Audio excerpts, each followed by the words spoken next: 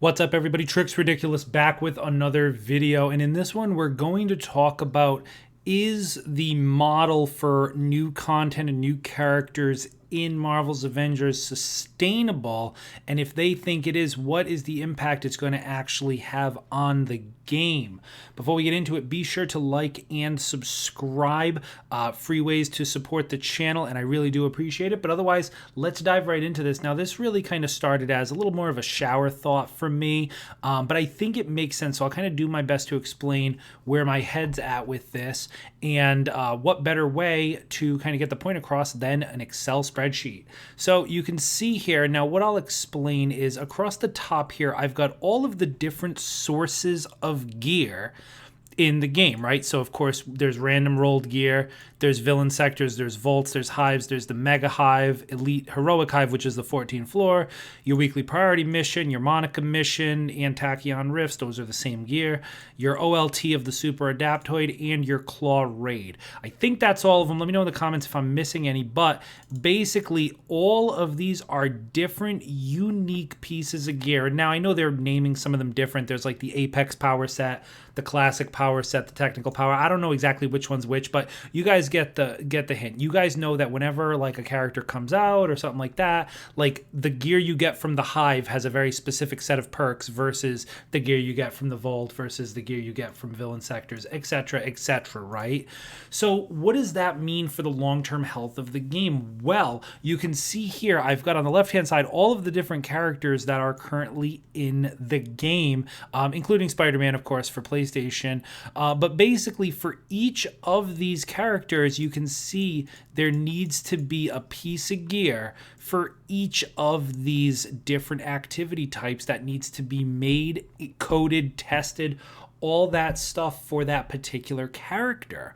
So what does that mean? Well, I'll tell you, when a new character comes up, let's say Winter Soldier, who we know is the next character, once you've added in Winter Soldier to the game, you now have this whole row, which is, let's see, it's not counting for me. 1, 2, 3, 4, 5, 6, 7, 8, 9, 10.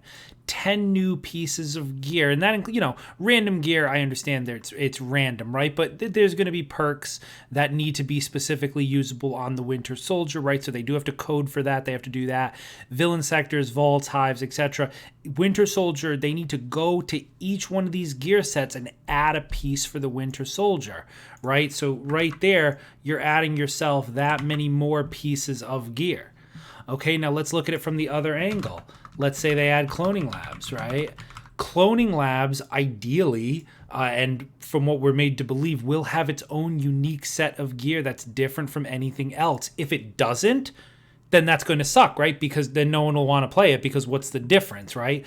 But let's assume that Cloning Labs adds, their own gear. Now look at it from the other angle, right? Now you're going to have to create the gear for the Cloning Labs for Ms. Marvel, Iron Man, Captain America, blah, blah, blah, all the way down to the Winter Soldier, right? So that's 11 pieces of gear, 12 pieces of gear that actually have to be made and tested, all of that stuff for each character, for each one, right? So, that might not sound like much, but if they expect this game to survive long term, let's pretend they add She-Hulk, Captain Marvel, right? Scarlet Witch, okay? And I'm just spitballing here, but let's just say over here, you've got, AIM Island, right? You've got the Kree raid, right? Okay, so you add a few more spots here. Well, guess what? Look at all of this real estate now.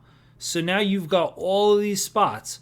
You've got all of this gear all the way through over here, and then over on this side here, that all need to be accounted for. So basically what I'm getting at is that every time they add a character or an event or some type of mission that, provides unique gear, they're exponentially increasing their workload, because they have to create that gear across all characters, right? And then likewise, when they add a new character, they have to create gear for that character across all activity types, right? I hope you guys are still following me here. So what does that mean long term? Well, it just means more work, right?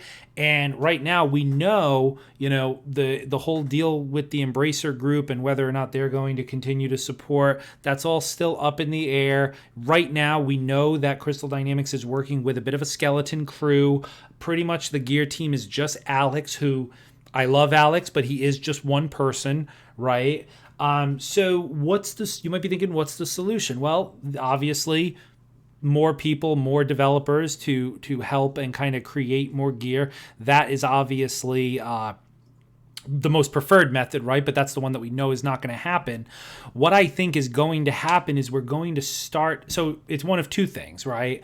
Either things are just going to take longer, right? Because if they want to keep a level of quality in the gear, it's just going to take longer. Any character they make, they're going to have to do gear for all of these different activity types, right? All these different unique pieces of gear, and it's just going to take them longer for each character, right? And exponentially longer for each new activity they add. Conversely, every time they add a new activity, it's going to take longer and longer to add that activity when there are more and more characters in the game, because they have to design the gear across the entire roster, right? So it could just be a time thing. The other thing it could be is just a quality thing, right? So you guys know not every piece of gear is designed the same, right? There are very unique pieces of gear in the game that have extremely unique perks on them, right? Just off the top of my head, I'm thinking of Iron Man's Unibeam from the Raid chest piece that makes enemies explode. I'm thinking Hawkeye's split shot arrow. I'm thinking Spider-Man's taunt enemies on emote, right? These are all things that are extremely, extremely unique, right? But you also have gear pieces like this. You've got this junk gear that just have basically perks that might as well be random rolled, right? And I think, assuming they keep that kind of skeleton crew and they just keep trying to add character after character after character after character after character, believe me, I'm not trying to say that they shouldn't add characters. I think they should be adding a ton of characters, and I think they should be adding a ton of modes, right? There's patrol mode, horde mode, right? Like, these are all modes that they should add, but every single one of them, especially if more and more characters get developed, this is more and more and more gear reworkings that they're going to have to do, right? And gear, creativity stuff, right, that they're going to have to do. So I think as the roster continues to expand and the activity types continue to expand, if the development team does not continue to expand to compensate for all this extra space that they have to do, right, then you're going to start seeing a decrease in the actual quality of the gear, and you're going to be getting pieces of gear that are essentially no different than random rolled gear. I hope that's not the case, but it's the inevitable case if they don't expand. Like, hypothetical, guys, bear with me, if fast forward 3 years, right? Assuming the game is still alive and kicking and still being supported in 3 years' time. Ideally, we'll have, if we can get 3 or 4 characters a year, you're looking at another 12 characters added to the roster. That's over 20 characters, right? Do I think that's going to happen? No. But hypothetical, if they're really trying to do what they say they're going to do and they're really going to support and really hope that this game can be a long-term success, then yeah, I can see 20 characters easy, right? And then I could see, like you say, more OLTs, more raids, horde mode, patrol mode, different events, right? Different things like that. If you've got 20 plus characters and you start introducing new modes, you're going to have a lot of work to make sure there's gear across all characters for that new mode. So we'll see what happens. Like I said, it's either they ramp up development, which I think is the least likely scenario, or it just stays with the bare bones team and they either cut corners and cut quality, or they don't cut quality and they just take longer. It's one of the two, right? It's one of the two on that end if they don't ramp up. So I hope this little rant made sense. It was just kind of, like I said, started off as a little bit of a shower thought, but I think it makes sense. It's really just the reality of the situation. And just to put it in a little bit of perspective, right? This would be, if I were to just do, for those of you, my Destiny players, right? Destiny is a game that is pretty locked in, right? their classes, right? So you've got Warlock, Titan, Hunter. For 7 years of the game, they have never had anything other than Warlock, Titan, Hunter, right? So they've got Crucible gear. They've got strike gear. They've got raid gear. They've got the next raid gear. They've got the next raid gear, right? They've got seasonal gear.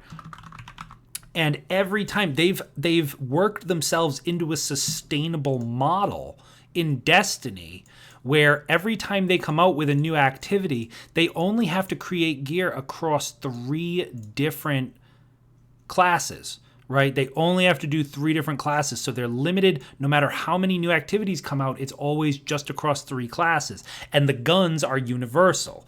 But conversely, with Marvel's Avengers, it becomes exponentially trickier because every single character has gear that is unique to them. Right? So we'll have to see. We'll have to see exactly how they make it work in the long term. Like I said, this might not even be something that they're thinking about right now because, you know, by the time they actually launch Winter Soldier, She-Hulk, Captain Marvel, and then some of these other pieces on the right-hand side here, we're probably looking at least a year's time anyway, before they really have to start worrying about an extended roster and how they can maintain and support that, and an extended activity list and how they can continue to add characters to be supported through all activities. They've got some time to think about that, but just wanted to throw that out there. Let me know your comments on this down in the comments, of course, below. As always, again, be sure to like the video if you like the video. Be sure to subscribe if you're new for more Marvel's Avengers content. That is it for me, guys, and I will see you in the next one.